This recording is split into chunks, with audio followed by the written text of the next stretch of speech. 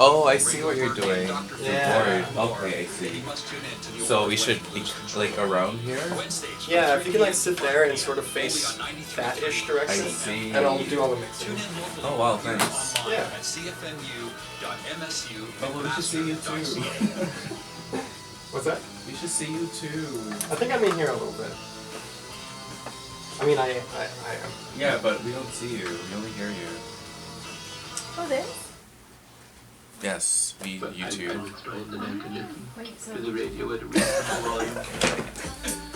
Do we have There are to simply too many notes. No. Cut a few and this So you are number 2 and 3? By the Yeah. powers vested in me, by the Federal Thanks, sir. Communications Commission, I command you to get on the microphone and Oh yeah. continue this broadcast. I'm gonna take my time.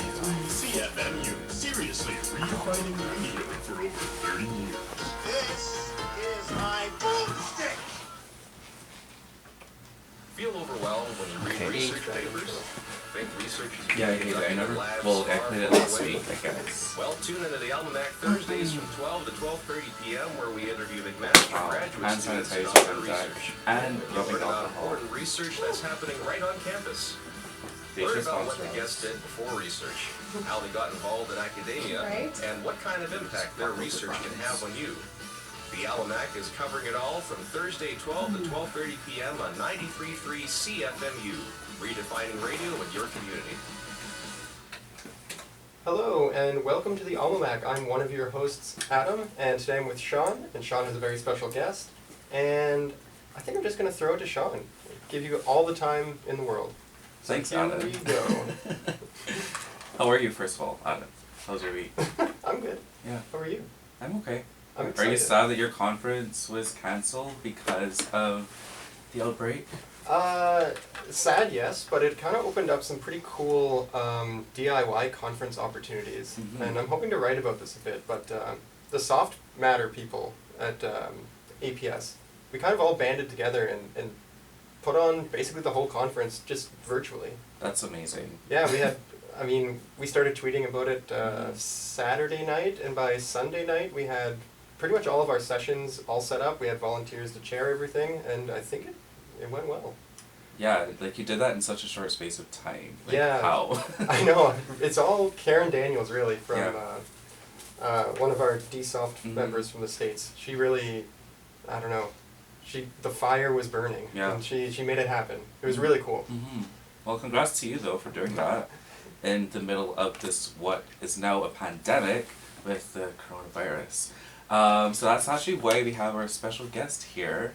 So I'm Shawn Hercules, as you heard Adam introduce me, and today we have Science Sam. Hello! Thanks for having me. Yeah, thanks for coming. So, Science Sam, many of us in the SciComm community know you because you were one of the biggest SciCommers right now. Stop. Um, Not quite, but I do my best. I do my best. Yeah, and you're consistent. That's Thank you. that's what people need in this time. And you did your PhD at U of T, neuroscience. Yes, just defended last April. Ooh, Yeah. best feeling. That feels like such a long time ago to me. So much has happened. Yeah. It's like so much has happened in 2020 already. Yeah. Like I don't even know what day, what year, like Yeah, what's going how on. it's only March and so Oh. many things have happened. Yeah, time Yeah. is weird. Yeah. But first of all, before we get too deep into the Mm. coronavirus situation, because we saw your posts on Instagram and Twitter. You have and to hold me back with that. I have so much to say. Yeah, we know. But first of all, like, what made you get interested in science communication, and how do you link that with your PhD work, or how did you balance that with your PhD work? I think retrospectively looking back, I think I was always excited about science communication. You know, I ran a private tutoring company when I was in high school. Like I had just always been interested in education. And I'd always been, no one in my family pursued a career in science, so I always kind of had to do science communication just around the dinner table to let my family know why I was like studying and missing out on stuff sometimes. Yeah. Not too often, but every now and then.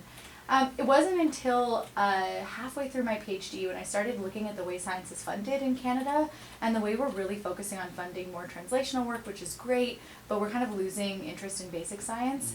That made me realize that there's a need for science communication that's kind of just for the sake, like science for the sake of science, getting into the nitty gritty kind of evergreen topics, getting people excited about the small stories in science that are really everywhere around us, that made me want to communicate, to get people jazzed about the science of every day and not so much the science of crises and disease, which is also important, but we get a lot of that. So just to diversify that a bit. Right. Yeah. And so how long have you been doing it? I think I've been volunteering and doing all sorts of stuff like that for a long time, but I started my Instagram probably almost 4 months ago.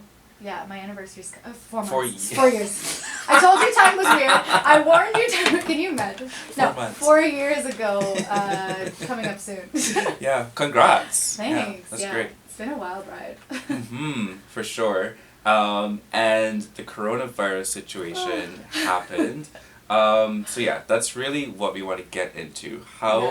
How was the communication done around the coronavirus? Not just from scientists, but also the media. How did the media handle that? Because obviously they have to get their information from somewhere, right? Yeah. From scientists somewhere. So we just want to dismantle this, like unpack this. Yeah, usually. Basically. So like usually I'll really try to talk about like I said, the science of every day, and I try not to report on single studies, and we'll get to why that's such an issue because the media does that.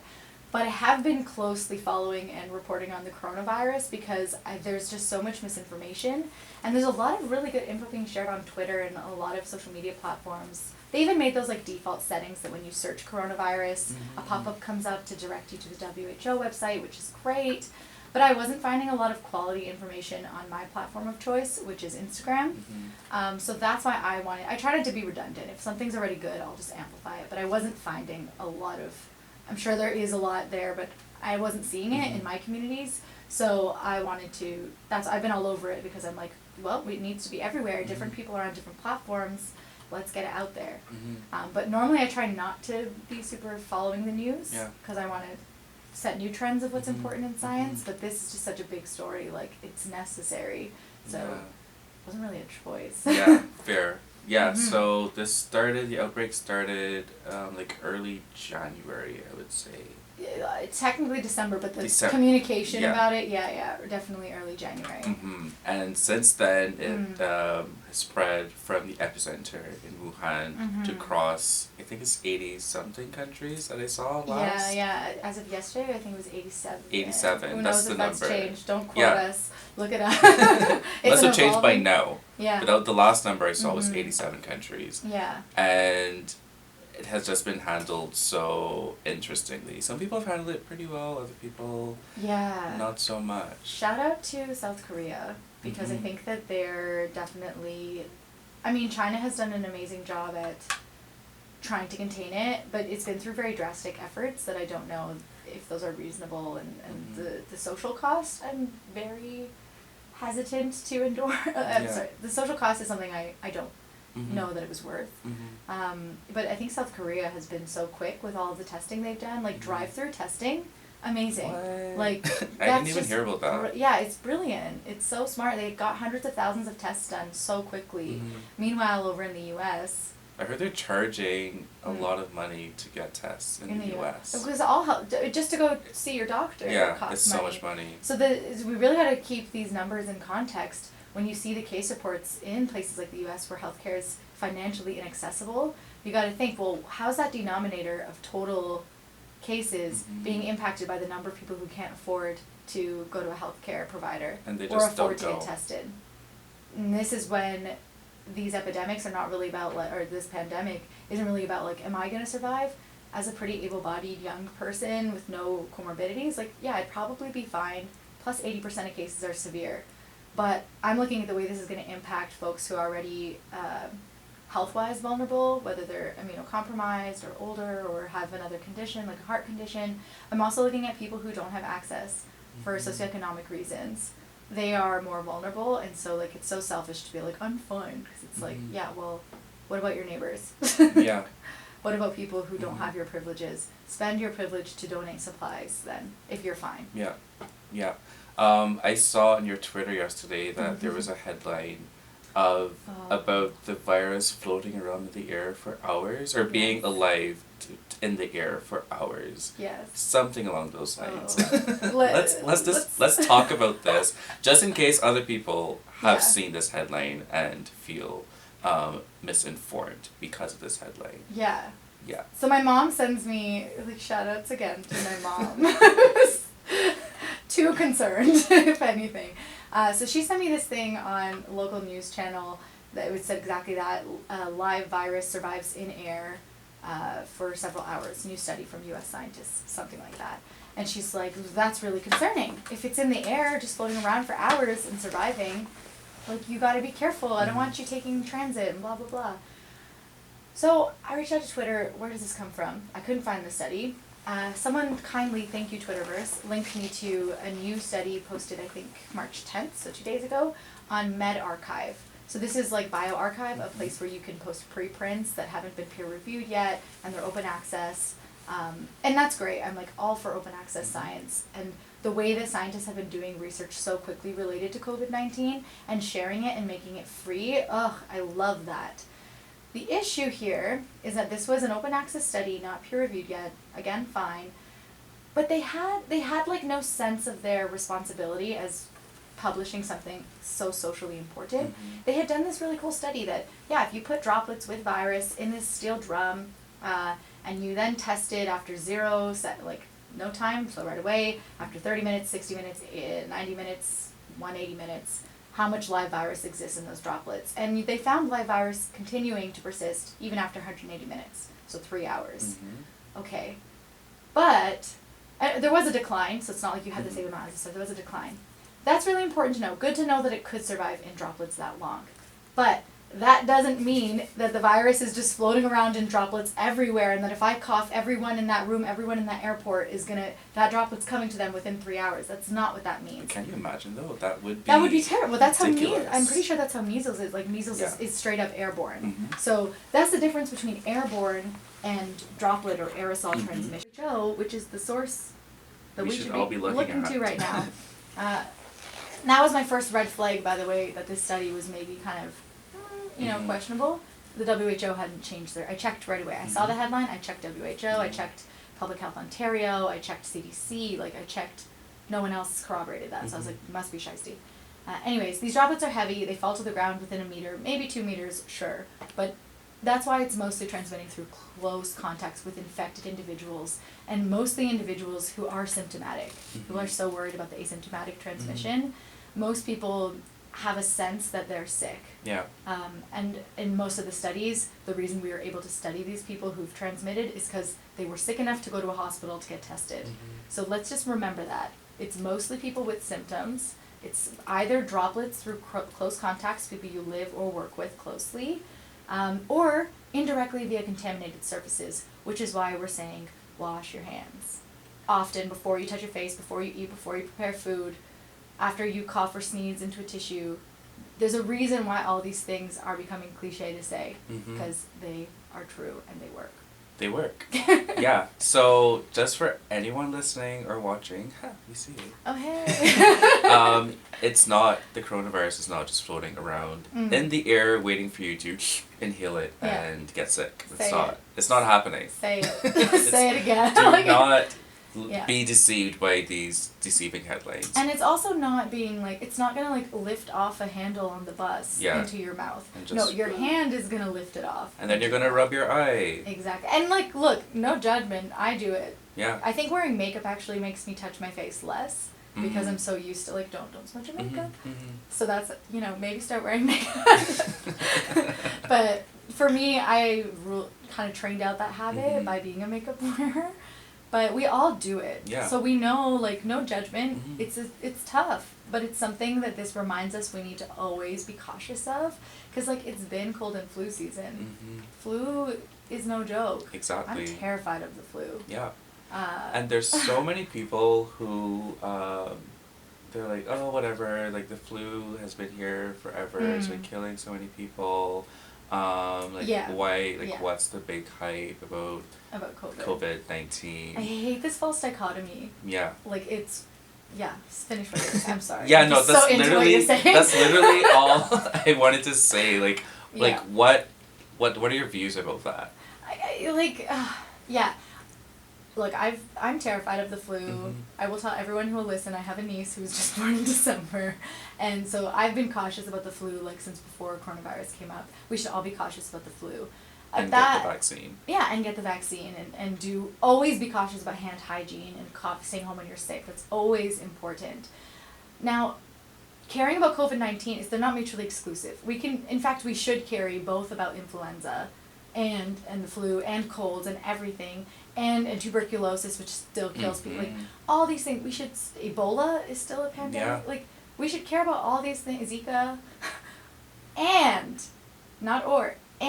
we should care about COVID-19. The thing with COVID-19 is what the WHO keeps telling us, and what the data of the epidemic curves and how many people this is infecting keeps telling us, is that we can still do something.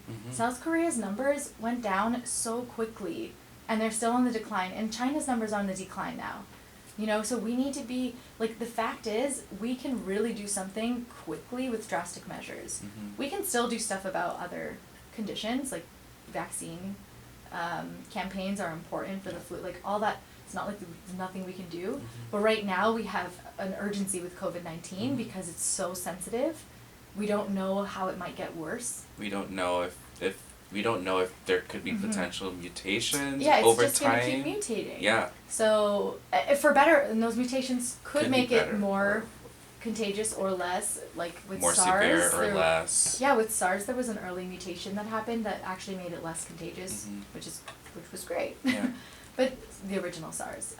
So we don't need to compare, like, both are important, and I'm just so frustrated with people trying to be like COVID-19 hipsters, being like, I was caring about the flu before COVID-19, and so, like, just get your flu.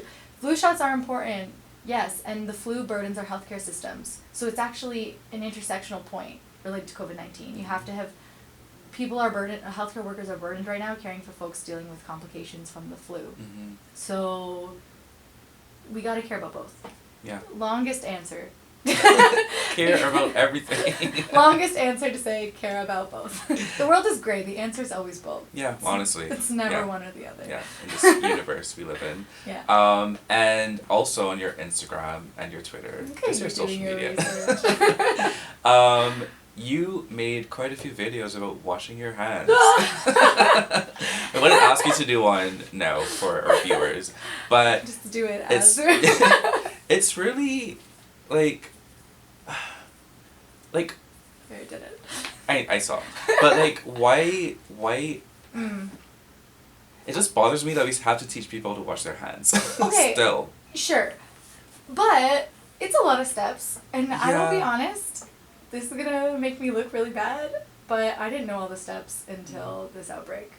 I didn't. I knew that you had to do it for a long time. I knew you had to get coverage everywhere. So, like, intuitively I know I gotta cover everywhere, Yeah. but I didn't know that there's, like, a science to it and there are specific steps until I made a TikTok video where I showed there was, like, a meme about different hand coordinate, Like different hand.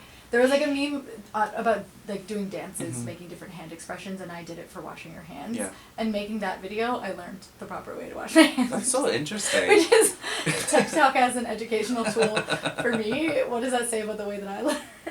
But Well, that's good though. That there are There- people like you who can communicate that to people who Yeah. are learning as well. so I will say, like, yeah, we know to wash our hands. That's almost the thing. I feel kind of bad. Like, I feel patronizing telling people, like, wash your hands. I just posted something where the conclusion was wash your hands. It is patronizing because people are like, I wash my hands. The point, you don't wash them properly. Guarantee. There was a study, it's been a while since I read this. I think it was less than 15 or less than 10% of college-age students in the U.S. were washing their hands for more than 15 seconds. Fewer than 10 or 15% wash their hands for the appropriate amount of time. So most of us are not washing our hands for the right amount of time. In fact, the technique matters more than the length of Yeah. time, but if you do the technique, it takes a long time. So, Can we just briefly talk about the technique? yeah, let's do it. Alright, so most of us rub our palms together. Okay, well, first, roll up your sleeves. You should remove, like, any watches and, like, bulky stuff. If you have plain rings, you can keep them on. I did a video for CBC Toronto, and all the trolls in the comments were like, you didn't take off your rings. And I'm like, oh, you can keep plain rings on, just chill. Yeah. So plain rings you can keep on. Roll up your sleeves. Wet your hands first. Then turn off the that's the water. Mhm. Then turn off the tap. Then put your what's it called? Put the soap in your hands. Doesn't need to be antibacterial soap. In fact, it's not recommended. It's mostly for healthcare use. So yeah, put the soap, lather between your palms. Most of us do that. Mhm. Then get the back of your hands by stacking your hands like pancakes. Switch to the other hand. Mhm. So you got palms in both back of your hands. Now give your thumbs a little massage, like literally milk them. No other way to say it. Then between the fingers, get all of that room between the fingers. Then take the fingertips of one hand and put it in the palm of the other. Then switch. And then for beneath the fingernails, I don't know how to explain this, but You kind of cup them yeah, you Cup them. cup the hands and within each other. and then rub them. Yeah. Watch the live stream or the YouTube video. Intercalate. Is that Yes. a good word? Yeah. Yeah. I don't know. You make like a hook with each hand. Yes. Yeah. Make little hook hands and then put them together and rub. It hurts because mine are pretty long right now, but Oh. that's the thing. Most people forget their thumbs. They Mhm. forget under the fingernails and then forget between the fingers. Mhm. And then after that, you rinse. One thing that I've seen people do is like you'll do all these motions under running water. Mhm. You need to actually let the soap Yeah. do its thing and get all sudsy and Mhm. bubbly. Yeah. Then just rinse at the end. Mhm. And then don't forget to dry. Properly dry them. Paper towel is the best because it has some friction to remove any residual matter. Get them nice and dry because wet hands transmit bacteria and other pathogens like viruses more. Mhm. But if an air dryer is all you have, it's typically fine. People get really dramatic about air dryers. Like, Yeah. and again, everything's more extreme in a healthcare setting. There's like more dangerous pathogens in a Mhm. hospital. Mhm. So there they might not want to have hand dryers, but like for the average person, drying your hands Mhm. is better than not drying your hands. Yeah. So what is the soap actually doing to the virus? Mm. And why did you say like we don't need antibacterial soap? Yeah, so soap, basically what it's doing, soap has a bunch of like, what do they call it? Amphiphilic? They're like little, Hydro. yeah, they filler. make these little like ball things. They kind of look like bubbles themselves, Yes. but they're in fact smaller than bubbles. And what those do is they're polar, so they have both like positive and negative ends, and basically that just disrupts the membranes of bacteria, like the outer cell membranes of bacteria, and it also disrupts the outer protein coats of many viruses, including the coronavirus, which does have an envelope around it. So whatever for the details I tried to explain, but basically it's disrupting the outer part Mhm. that keeps those things alive, Yeah. and so that kind of helps to kill them. Alcohol, definitely. Alcohol-based hand sanitizers with 60% or more, that's their main mode of action too. For the soap, there's a bit of that killing, but it's also just that it's lifting them off your hands and rinsing them away. So alcohol will definitely disrupt the outer membranes and kill them. Soap will do a bit of that killing through the same kind of idea, but it will also rinse them away. Remove them. Yeah. Like, just literally Yeah. wash your hands. Yeah, it removes them, which Yeah. is why like drying is also Mhm. important. Mhm. Antibacterial soap has actual chemicals or just compounds Mhm. in it that will impact the way a bacteria will function. Mhm. So that, you want more limited use for those. It's better to just remove them. Yeah. And it's better to just straight up kill them Mhm. versus like, some of them operate in a way that could lead to antibiotic resistance, like some of these Yeah. additives in antibacterial soap. But that's why it's nice to keep them in our back pocket for where we need them most, which is in Right. hospitals. That's so interesting because I feel like Mhm. growing up, we would always like specially buy the antibacterial soap Yeah, oh, me because too. like this is the one you're supposed to buy because it's the Mhm. best one to use. Yeah, but sometimes it's nice to have like an extra backup thing in your arsenal. Yeah. So yeah, just to clarify, because I feel like I said a lot of jargon all at once. I don't. just okay. just to clarify, just using alcohol or just using soap Mhm. isn't harmful. It's not going to lead to antimicrobial resistance. A lot of people are worried, well, is that going to make more bad bacteria survive on my hands? Forget COVID, do I have to Yeah. now worry about something else? Yeah. No, because it typically kills in a way that can't be adapted against, or it just washes them away, which is great. And yeah, as for the good bacteria on your hands, which a lot of people are also worried about, yeah, it does, hand sanitizer and soap gets rid of them, Well, we live in a germ-filled world. They're coming back instantly. You try as you might, you will replenish that stuff real quick. Yeah, and there was also like huge rumor on Twitter where someone was saying, "Don't use hand sanitizer." Yeah, because are you talking about because it's antibacterial? Yeah. Not. Yeah. Yeah, and the thing I just gave a talk at MAC. Part of why I'm here. Welcome to MAC. Thank you. And in part of this, I mentioned this tweet went viral saying hand sanitizer only works against bacteria, not viruses. And then they ended the tweet, sincerely, a scientist who's tired of this ish. And it's like, so, thing is, people trust scientists. Be careful how you use that trust. If you're not confident, don't say it. You don't need to have a hot take. I got enough hot takes that I've been researching for months and people have been researching for years, and I'm going off that research. Yeah. You don't have to have a hot take. Don't tell people to listen to you because you're a scientist. Show them the data for why they should listen to you, and model that type of critical behavior we want people to have. I don't ever want someone to believe me because I'm a scientist. I want them to believe me because I told them how we know something is true, and I want them to believe me because they know I'll admit when I'm wrong. Yeah.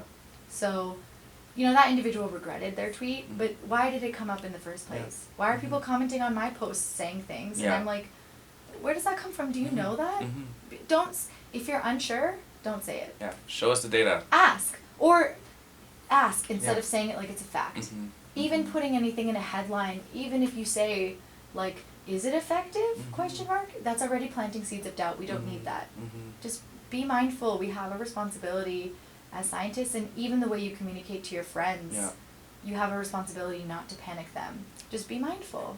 Yeah, that was going to be like my last question. I don't believe we are out of time already. I know. But, like, I'm sorry, I went off a lot. No, that's fine. I had to. But what do you think we could have done better, like throughout this whole crisis that we're in? What do you COVID think? Crisis. You have a master's of public health. You're the expert here. Am I? Yeah. Honestly, I think people were going to the wrong sources. Like everyone was just like talking. Yes. Because they have a mouth, they have some social media or something, and people weren't going to the right source. Like the WHO should be the gold standard. Yeah. WHO or CDC, and then also look at your countries, your specific countries, like what they're saying, because they would also feed into what WHO etc. are saying. And that was the issue. There was not a good line of communication, I think, between WHO and the general population. Yeah, and to your point, I get why people are sometimes mistrusting of WHO and CDC and like any government organization related to science. And I know that you might, just anyone listening, you might disagree with something that they've done. At the same time, especially especially for the WHO, they have more data about this than anyone on the planet.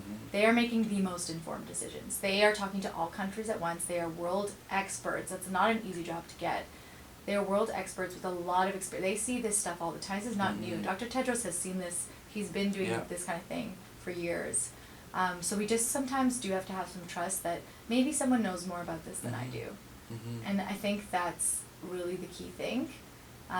Just be careful. Don't panic your friends. Don't send a quick text message being like, there's 2 cases around us now.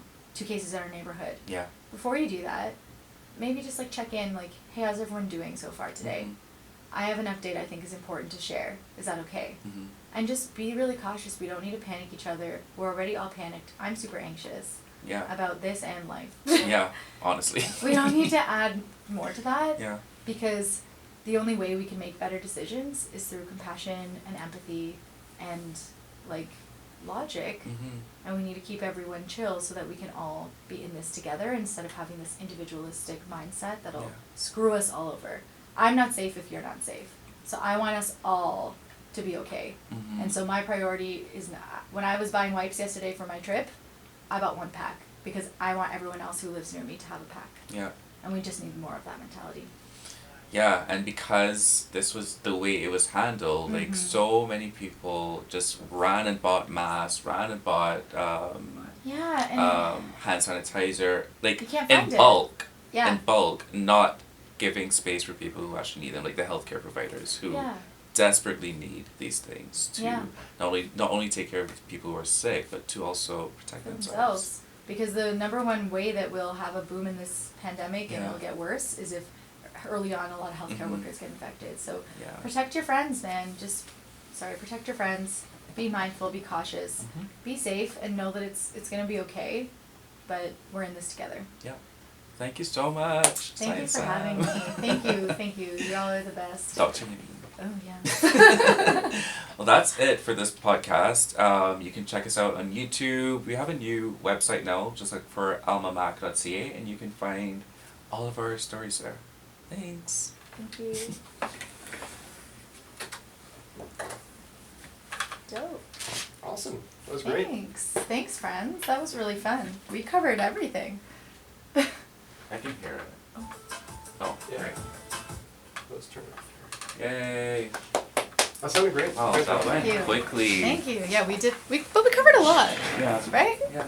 Those were all the main points. Yeah. Thanks for coming. Thank you for having me. Yeah. Thanks for taking care of all the technical stuff. It was nice to be, you know, it was relaxing for me. Yeah. It was relaxing as we yelled doomsday. Yeah. It was, Did you tweet a link or anything? How can I share? so. Oh, let's take a picture first too, if you Yeah, here, I all can don't mind. do Oh. phone or.